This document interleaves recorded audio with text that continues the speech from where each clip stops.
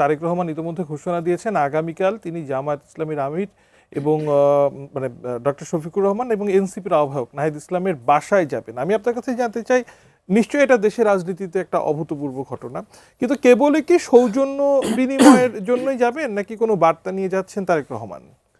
আমার ধারণা যে সৌজন্য বিনিময়টাই প্রথম, কেননা আমাদের রাজনীতিতে তো এরই কোনো নিশানা ছিল না। আমরা যখন কেউ বিজয়ী হয় এবং কেউ নিরঙ্কুশ বিজয় পায়, ল্যান্ডস্লাইড ভিক্টরি হয়, অতীতে তার দম্ভ দেখতে শুরু করি প্রথম দিন থেকেই। পরাজিতদের অনেক ধরনের অভিযোগ থাকবে, তারা কারচুপির অভিযোগ করবেন, তারা গণনা সঠিক হয়নি এইসব অভিযোগ করবেন। এই চুলচেরা বিশ্লেষণ আগামী কয়েক মাস সব ক্যাম্পেই হবে। আমি শিওর যে বিএনপিরও অনেক চুলচেরা বিশ্লেষণ আছে, কোথায় কোথায় বিদ্রোহী প্রার্থী দাঁড়িয়েছিল, বিদ্রোহী প্রার্থী না দাঁড়ালে তাদের দলের লোকরাই কিন্তু বিদ্রোহী প্রার্থী, ওই ভোট যোগ করলে ক্যান্ডিডেটরা পাশ করতেন, এই সব চুলচেরা বিশ্লেষণ চলবে।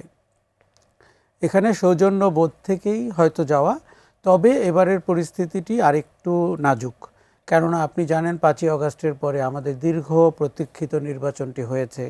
নির্বাচনে কোনো সহিংসতা হয়নি, নির্বাচনের দিন 4:30 পর্যন্ত তেমন কোনো অভিযোগ ওঠেনি, নির্বাচনের ফলাফল থেকে অভিযোগের শুরু হয়েছে। কাজেই আমার মনে হয় যে গণতন্ত্রকে তো আমরা রূপান্তরের পথে নিতে চাচ্ছি এবং সত্যিকার গণতন্ত্রের দিকে নির্বাচনের পরই যাওয়া শুরু হয়।